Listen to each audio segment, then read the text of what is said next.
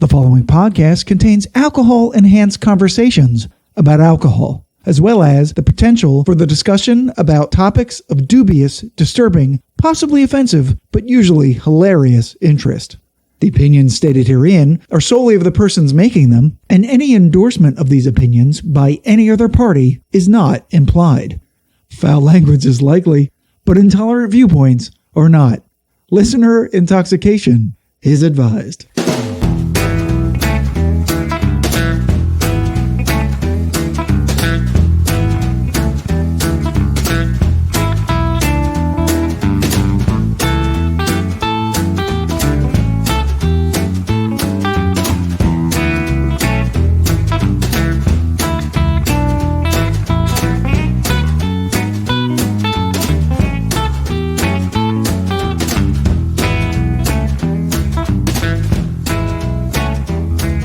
Hello and welcome to episode 27 of the Whiskey Tango Podcast. I'm Scott. And I'm Ed. And for the Independence Day holiday, we thought we'd make a tradition out of focusing on whiskeys that have some connection either to the date or the events surrounding that date. Last year, in episode 8, we sampled Jefferson's very old, very small batch bourbon and talked about the influence that the founding fathers, Washington, Jefferson, and Hamilton, had on the production of whiskey in the early America.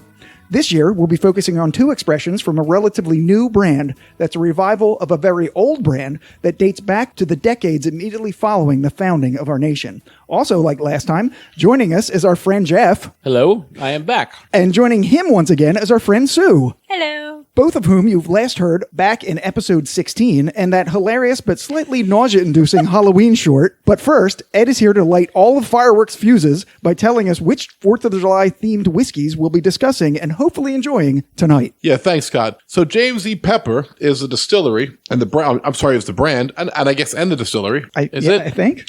Yeah, so who knows? We did some research. Right, there's a lot of history coming, but to talk about the whiskeys themselves, we're going to be talking about the straight bourbon whiskey, the 1776 brand, and the 1776 rye straight whiskey, both coming in at 100 proof. Both supposed to be a resurrection of the recipe of the original James E. Pepper brand. Right. So we're going to drink it, but first a little bit of history about the brand.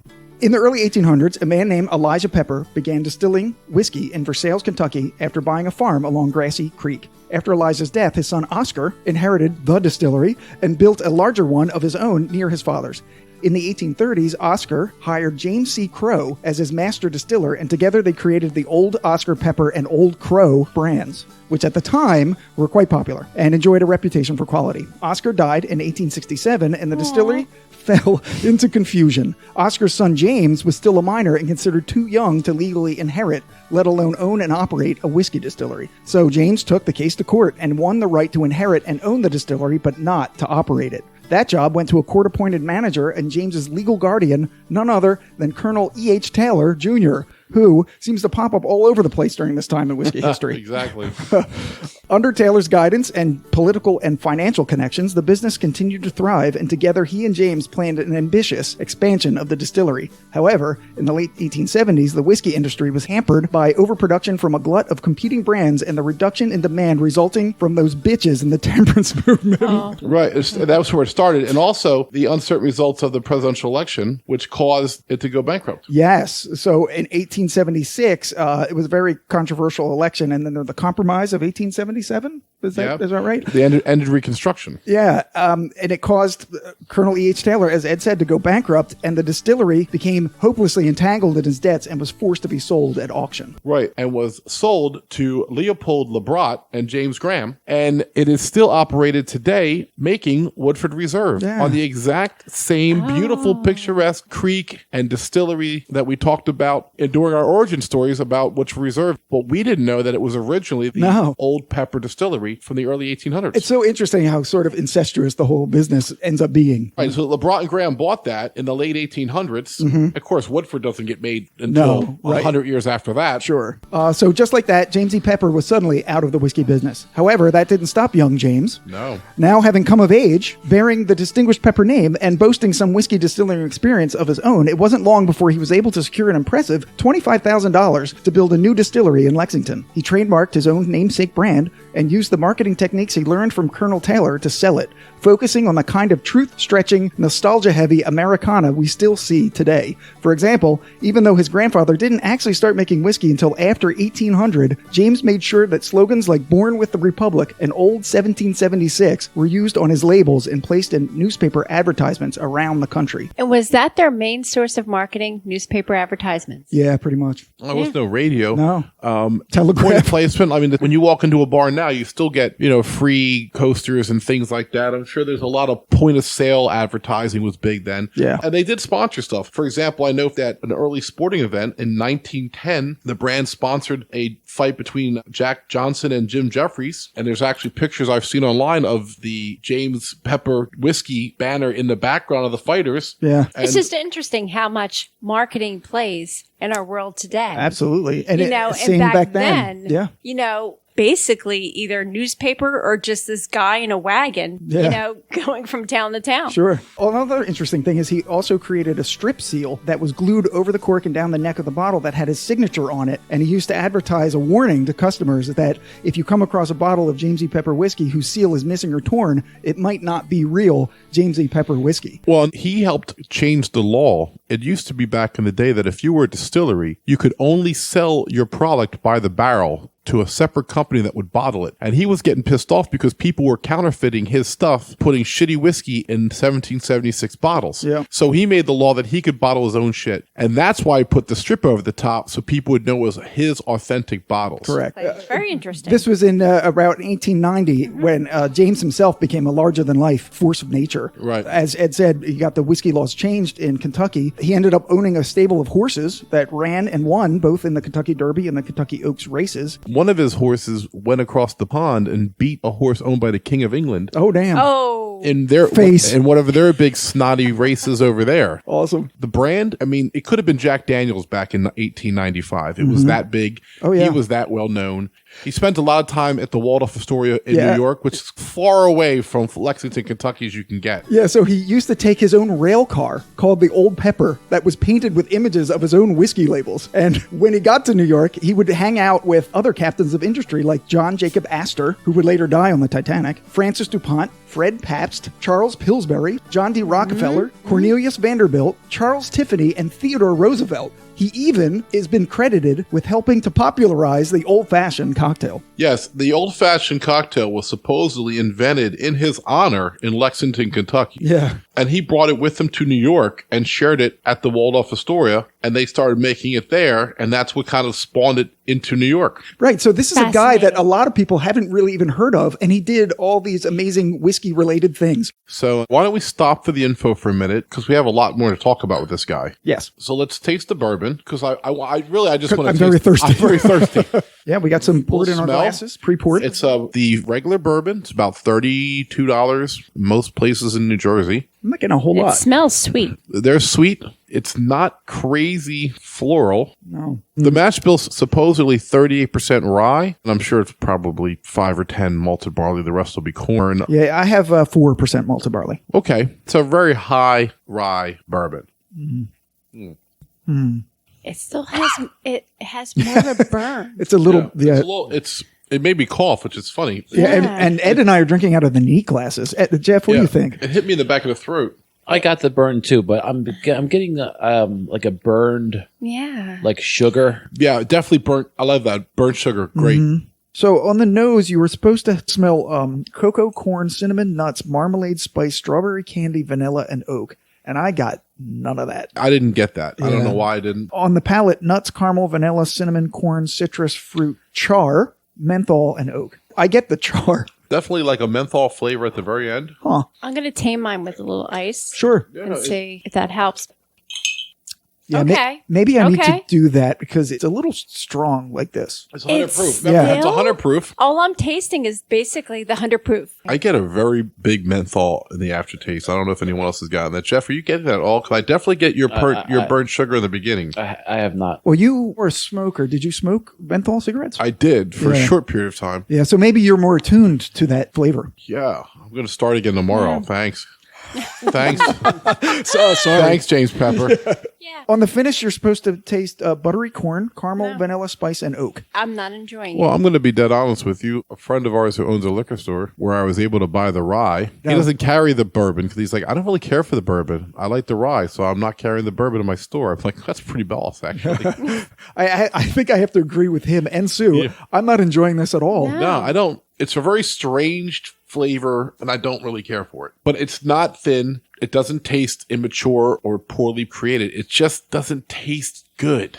Maybe it would be better in a cocktail, like with your lemonade. That's what's going to happen to this bottle. I'll you tell you that right now. Exactly. It will. We'll find that out. Yeah. Don't I you tried worry. it straight. I tried it with ice, Yeah. and now I'm gonna water it down with lemonade or something. Yeah. you know, honestly, so- that's first of all with a $31.99 Right, it's price $30, point, yeah. you can mix it with whatever the hell you want. There's no fucking shame. And you won't be shamed. Throw ginger beer on it, throw Coke on it, throw Dr. Pepper and Mountain Dew, whatever you pretty feel much like. what you have to do with this one. Yes. I'm not even looking forward to finishing it. No, Yeah, no. Jeff, how about you?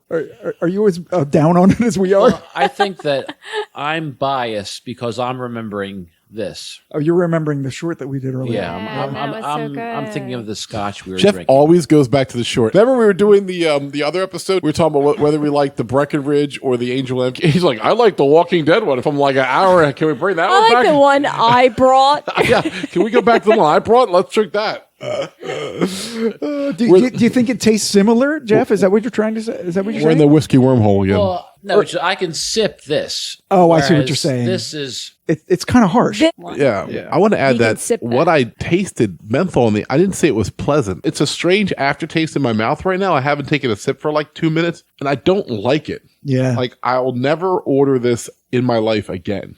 Sorry. Sorry, James E. Pepper. But so this is sourced whiskey from MGP. Right. This is still not their stuff. They started to distill their own product in 2017. They've been around since 2008. Yeah. Love her so much. Sue's got to get the taste out of her mouth. Yeah, no, I mean, she's not really far off. She's not wrong. I'm not finishing this, and that's happened maybe 3 times in our whole podcast history. That's kind of amazing thing. That I'm you not said that. finishing it. I agree. It's very pedestrian. There's nothing special about it. More importantly, it leaves a shitty aftertaste in my mouth. I don't want it in my mouth anymore. Yeah. Wow. This is Yeah, I take this out of my mouth. It's not.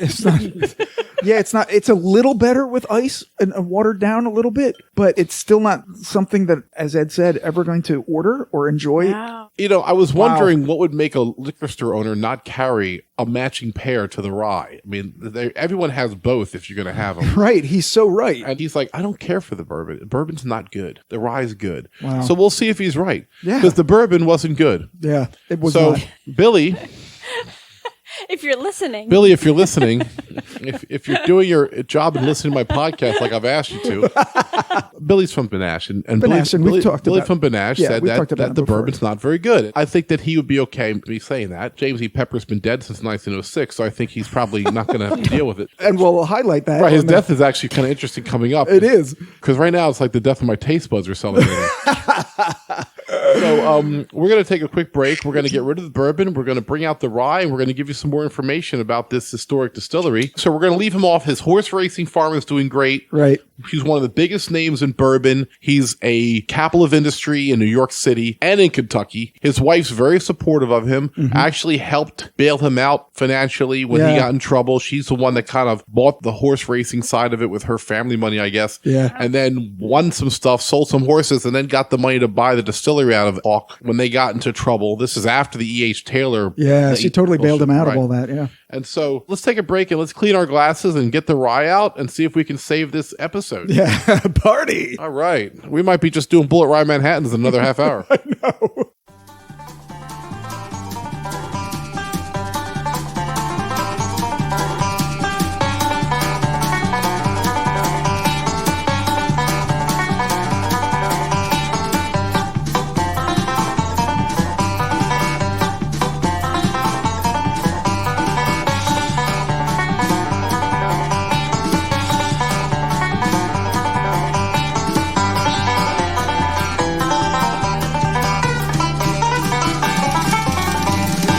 Okay, so we're back. We've dispatched the bourbons from our glasses and rinsed them. Poured it down the drain. And quarantined it. It's in the other room. We were trying to finish it. We had like some like lime seltzer that we tried to dress it up with. We tried. There was just a lot of tears and hugging, and and now we're back, and we've rebooted. We're optimistic about the rye. We've heard good things. Let's go. And it's kind of funny. We left off with James E. Pepper at the height of his career. Late 90s in New York at the Waldorf Astoria, big pimpin'. Yeah. And then tragedy struck.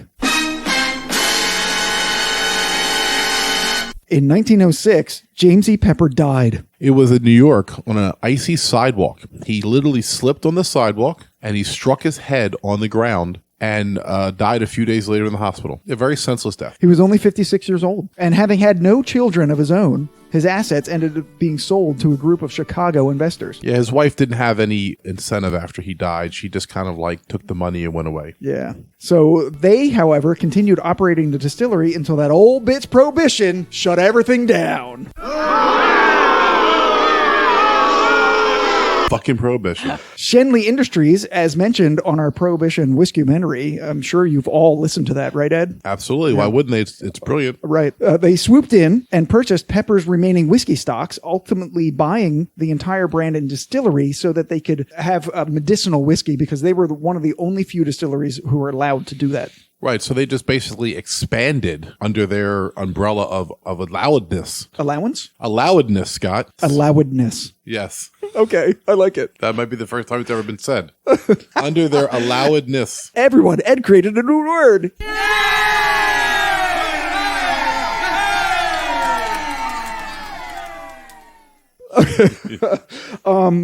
Where was I?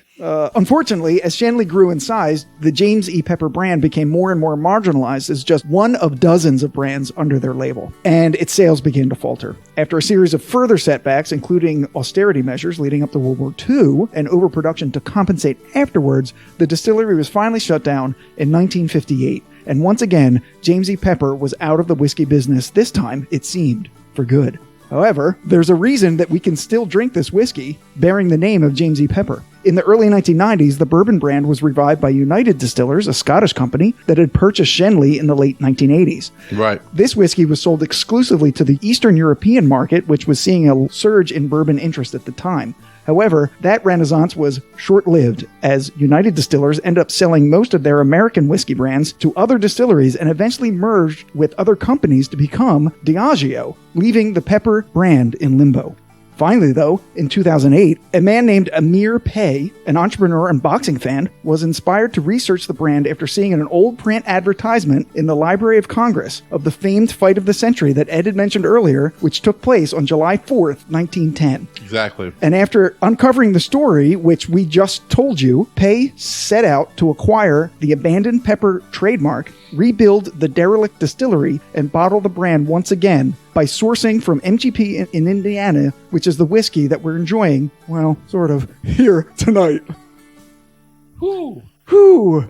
So he's been collecting anything and everything that has to do with the original distillery. He has original whiskey. He's found some of the original bottles. So he must have tasted the original whiskey and then tried to replicate it with sourced whiskeys, right? Right. And just to throw a dash of irony, he hired one of the distillers from MGP, where he sourced his whiskey from, to come and be his new master distiller. Poaching. Right. Yeah. So it's that 95.5 MGP rye. Yeah, that we like in Bulleit so much. That's been in Bulleit, that's been in Angel Envy rye, that's been in WhistlePig tenure. It's been Redemption rye. We've tried it many different versions. Sagamore has used it. And funny, they're all different. They're all different. So I'm expecting this to be different too. Now he's claiming this to be only 2+ years old. That's the age statement for the rye. Yeah, I got that too. All right, so let's taste the rye. Well, first smell it. I get a little bit more in the nose than I got from the bourbon. Oh, definitely. I'm getting dill. A lot of dill. Yeah, I got that. Dill is the first thing listed in the whiskey jug for your nose. Yeah. I have Whiskey Jug's review up in front of me. So Very we mentioned powerful. this was 95.5 and a lot of other expressions that we've had, and those other expressions, I've never smelled dill in any of these. So that's what makes this It's so always interesting. Anybody smell copper? Copper? I know. That's what you're supposed to get, copper on the nose.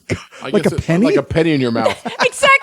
Oh my God. Oh my God. Exactly what I was thinking of. Did I bite my lip? Am I bleeding in my mouth? Oh, that's so weird. Never take me alive, copper. I'm the novice. Yeah. 100% novice here. And when you guys talk about like, okay, I smell vanilla, dill, whatever, I'm just totally blown away. Well, we're blown away by this guy. So this guy smells copper. Do you smell anything? I smell the usual. If you go to somebody's place, like, okay, did you like the dip? Yeah. Did you like the dip? Well, there was hints of dill, and there was an aftertaste of Dijon, There was a lot of sour cream. It was very creamy. Spinach, So, it's either like a bigger burn, lesser burn, maybe more of a vanilla, less of vanilla. But when you start going into like dill, you totally lose me. Well, dill is something that ryes have. Don't feel bad. Yeah, don't feel bad. When we started, I used to be like, bad. I'm making fun of you. Seriously, like we used to be like this. When I first started, I'd be like this. Yep, smells like whiskey. Seriously, like you like the dip? Yeah, it's good. I have to tell you right now, though, this nose is very distinctive. Very distinctive. I agree. Right, so let's taste it. All right. This is really, awful. No, I don't think it's awful. It's very spicy. It's very Not spicy. Sweet at all. I like this one a lot. This one I like a whole lot. This is in Scott's wheelhouse. Oh, it's a fuck yeah. highly peppery, spicy rye. It does not have a lot of sweetness to it. Definitely better than the bourbon. I got to hit it again, though. This is a cross between the Bulleit family estate rye that we've had and Bulleit Rye. Like if you mix those two together in its own little mini infinity bottle, I think this is what you get. I totally get the pepper. There you go. Yeah, I and white get the pepper, like pepper. right out of your kitchen table. Like It's like when I cursed and my mom put pepper in my tongue when I was little. Well, you were a bad I girl. would like to have seen that. Bad girls. Talking about the sad girls. Yeah, the finish is white pepper, dill, clove, a little bit of oil, nuts, and fruit. There's no pepper on the I palate. don't get any fruit. You get fruit? No, I don't get fruit either right now, No. but give me a second. I just put some ice cubes on it, so I'm going to see if the flavor opens up. Because remember, it's still I'll do 100 proof. It's still 100 proof. Yeah, I'm doing that too. I can't get past the dill. I feel like I'm drinking from like a pickle barrel. Pickle juice. Pickled, like. I know, she's incredulous. No, okay. How are you guys tasting this? I'm going to say this. I'm gonna,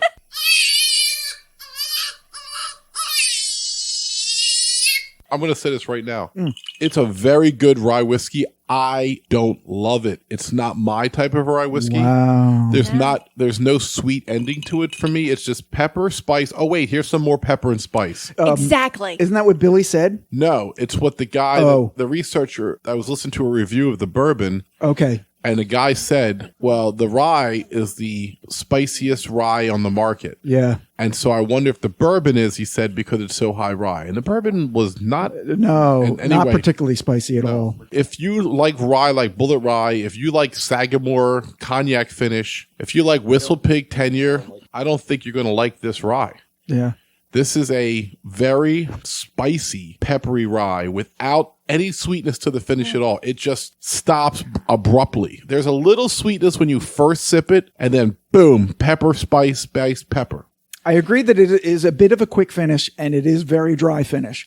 It's not as good as the Bulleit family estate rye. No. But if you like a really spicy rye, I think I like this a little better than a High West double rye. Well, it's going to be interesting. I'd like to get that out and try. We haven't had it for a while. Yeah, the High West double rye is terrific. I mean, I get the pepper. Very intense. Mm-hmm. It's not a burn. That's the spiciness that we talk about with rye. Spice. Yeah. It's not a burn. It's the pepper. And I don't taste the dill. I don't taste the sweet. And I'm not enjoying. I'm sorry. Don't be sorry. You like what you like. Yeah. It's fine. It's as if I stuck up my tongue and you put like pepper on my tongue. No, it's that strong. Yeah. It is that strong. And that's what Ed was saying, where he wasn't really enjoying it either. I smell it. Like when I go to smell it, I get dill, but I also get like I'm smelling pepper off like a plate that has pepper on it. Like, yeah. So is this episode a complete failure? Is that what we're talking about? No, it's, I want to. No, we're educating, giving advice and educating. The rye It's not whiskey is not a terrible rye whiskey. Remember, it's also at a $32 price point. Yes. So for $32, you're getting a high proof, complex, peppery rye. I would like to take Bulleit next to this because it's the same mash bill. I wonder what that would taste like. Right. It's so different, though. Oh, Let's find out. Pause real quick. Yeah.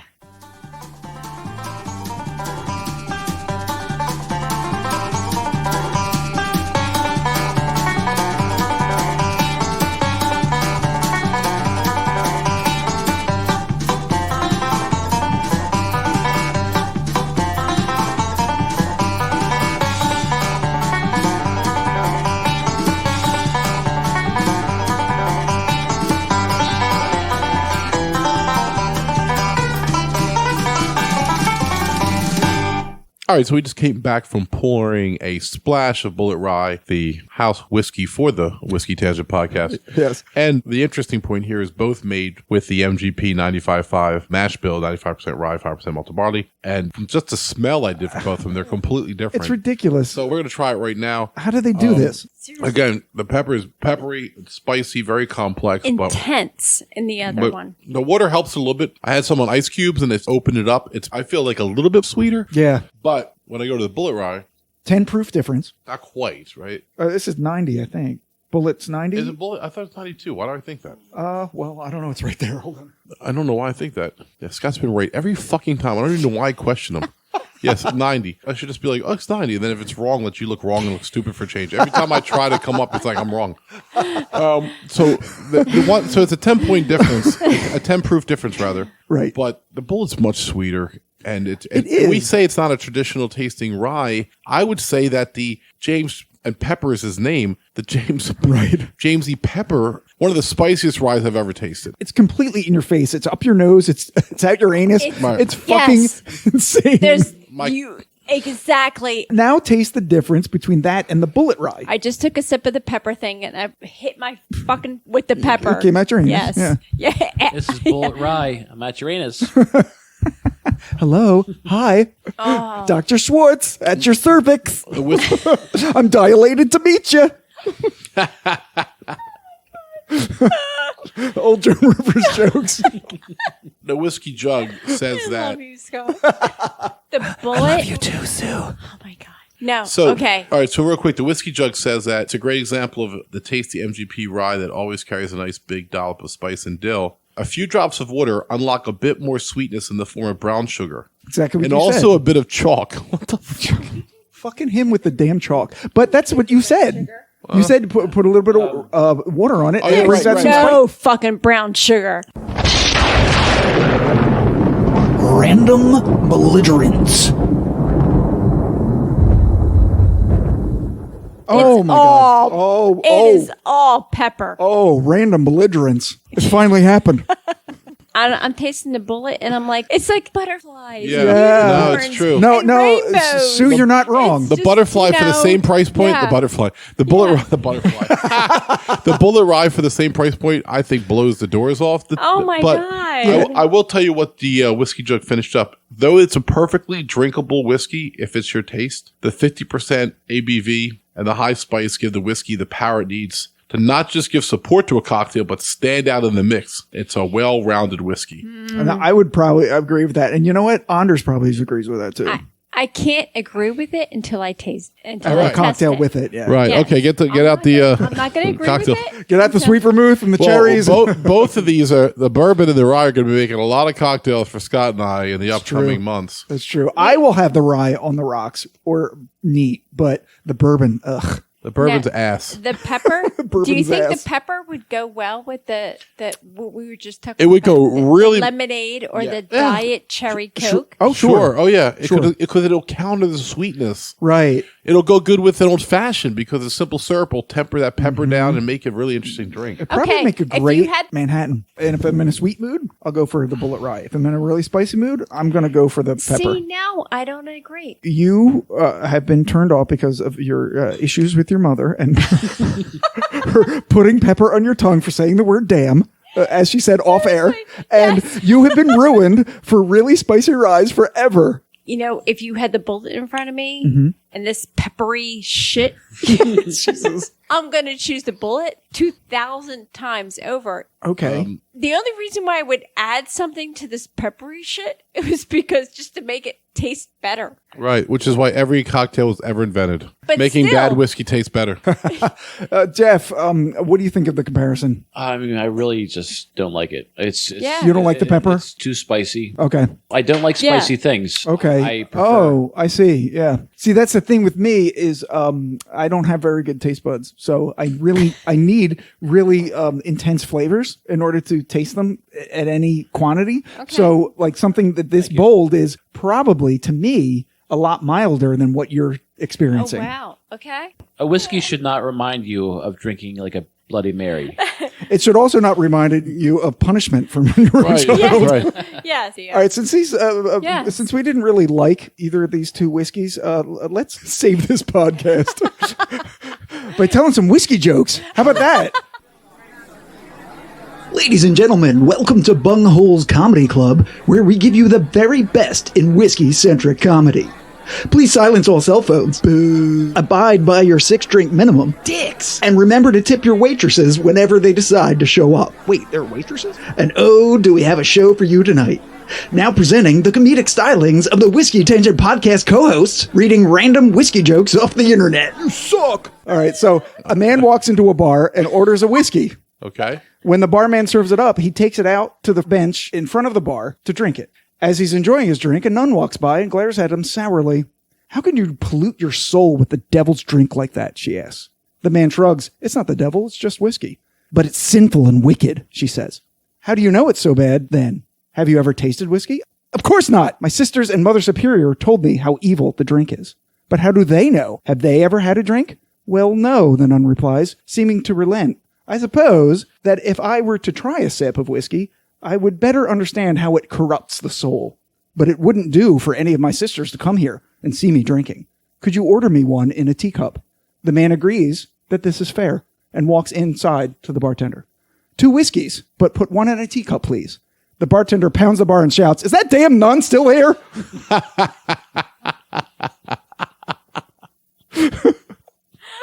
awesome. That's a good one, right? Yes. If you like that one, you'll like this one. A Scottish farmer walks into a neighborhood pub and orders a whiskey. You see that fence over there? He says to the bartender. I dug up the holes with my shovel, chopped down the trees, and have post my own self, laid every last rail. But do they call me McGregor the fence builder? No, he shouts. He gulps down the whiskey and orders another. You see that pier on the loch? He continues. I built that one myself too. Swam out to the loch to lay the foundations. Laid down every single board, but do they call me McGregor the pier builder? No, he shouts. He gulps down a second whiskey and orders a third. You see that boat out there tied to that pier? I built that one as well, pounded every nail and made it waterproof and seaworthy with my own damn hands. But I ask ye, do they call me McGregor the shipbuilder? No, he shouts. He gulps down the third whiskey and pauses. But you fuck one sheep. Oh my God. I know anybody goodie. Only but a goodie. A man walks. You got one? You got one? I got one. All right. A man walks into a bar. Bartender says, what do you have? Man says, I'll have a beer and a shot of whiskey before the trouble starts. Bartender shakes his head, gives him his drinks. All night, each time the bartender asks for his order, the man says, I'll have a beer and a shot of whiskey before the trouble starts. Finally, the bartender asks the man what trouble he's talking about. The man says, well, give me a beer and I might just tell you. The bartender says, I'm sorry, but you've had your limit for the night. The man says, oh, and now the trouble starts. So this man walks into a bar and orders 10 shots of whiskey. The bartender asks, wow, what's the matter? I found out my brother is gay. The bartender nods and pours the shots. The next day, the same man walks into the bar and orders 15 shots of whiskey. The bartender asks, you're back. What's the matter this time? Well, now I found out that my son is gay. The bartender nods and pours the shots. Mm-hmm. On the third day, the same man walks in the bar again and orders 20 shots. The bartender asks, wow, again? He says, yep, I found out my dad is gay. The bartender nods and pours the shots. On the fourth day, the same man goes to the bar again and orders 50 shots of whiskey. Wow. The bartender asks, so damn, does anyone in your family like women? And the guy says, yeah, my wife, apparently.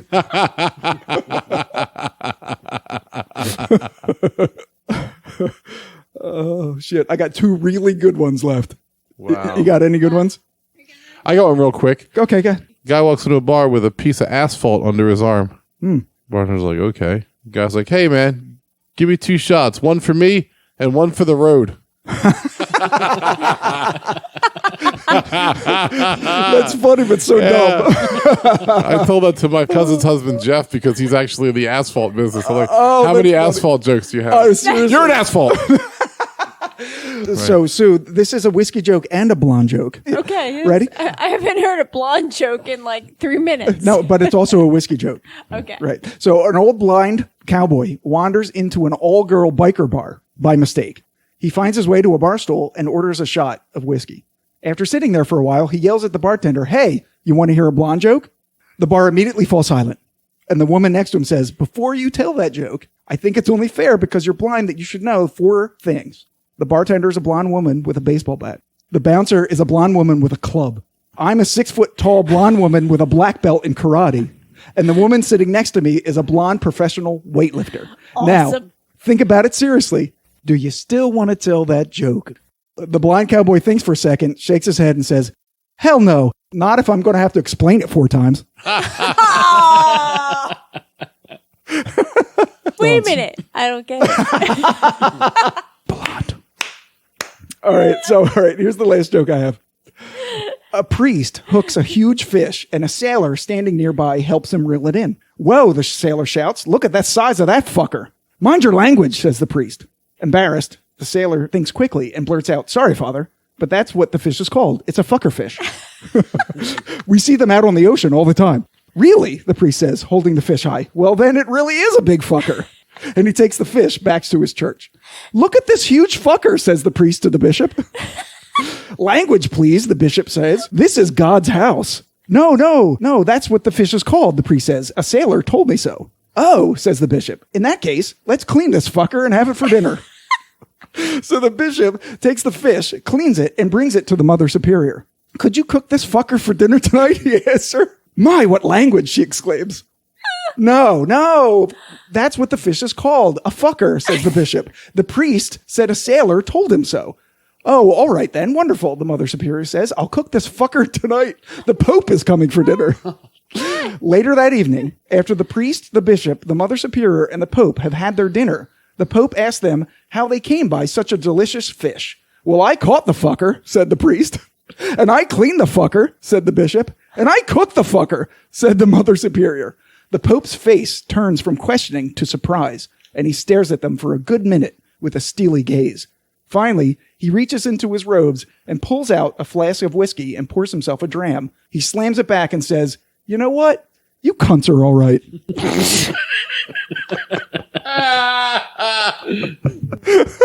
God, be kidding me. I don't know. After tonight, man, with the whiskeys we had tonight, I feel like my relation with whiskey is kind of on the rocks. Yes. Good one. To wrap this up, and I think it's time. Yes. To celebrate the July 4th holiday, we visited the 1776 brand for James E. Pepper, and I will come back to them when they have their own product. Yeah. I don't like what they've done with the bourbon at all. I respect what they've done with the rye for the price point. It's actually a very interesting whiskey. Sure. I don't care for it. Sure. It doesn't mean it's not good. But if you like a really spicy and peppery rye whiskey at a good price point, the 1776 rye is a nice spirit. Yeah, definitely not buying the bourbon again. I'm just trying to decide whether I would buy the rye again because there's so many more ryes that I enjoy better than this. My statement that I like waste your money. Yeah, right. The statement that I said earlier that I think I like this better than the High West Double Rye. I think that needs to be tested because I don't think that because you loved the double rye when it came I absolutely love it. Yeah. All right. Thank you so much for checking us out. I mean, you know what? We've done pretty well on here hitting home runs. We have. I was excited about this brand. I mean, I can't drink it out of the bottle. Like, it's hard to find a bourbon that I can't get down. And I'm not even sure I want to make a fucking Manhattan with it. I'm going to take the bottle home with me and see what I can do. This is a bizarre experiment. I'm going to probably try to put it or between me and my kids. All my kids are drinking age level and they hit my whiskey. So I might try to tell them it's great and let them drink it because I don't like it. And I don't know that their palate can tell the difference, but they put Coke and shit all over it. So, better that than get my smoke wagon all covered in Dr. Pepper. Right. But anyway, I really want to thank Sue and Jeff for joining us today. Yes. Great to have you back, guys. It's been a lot of fun. We did a short earlier, which you're going to hear next week. Yeah, it's a pleasure as always. I love it. So for the Whiskey Tangent Podcast, I'm Ed. I'm Scott. I'm Sue. And I'm Jeff. I'm going to go home and French kiss my bottle of Sagamore Rye. Oh. Cast strength. Cast strength. Yeah, to get the bad taste out of your mouth. Right. We're all going to drink something different to end the There's night. so many things I got to do to get this taste out of my mouth. Oh, boy. Sorry, Pepper. Yeah, sorry. We tried. Yeah. We Love really you. did. Bye. Later.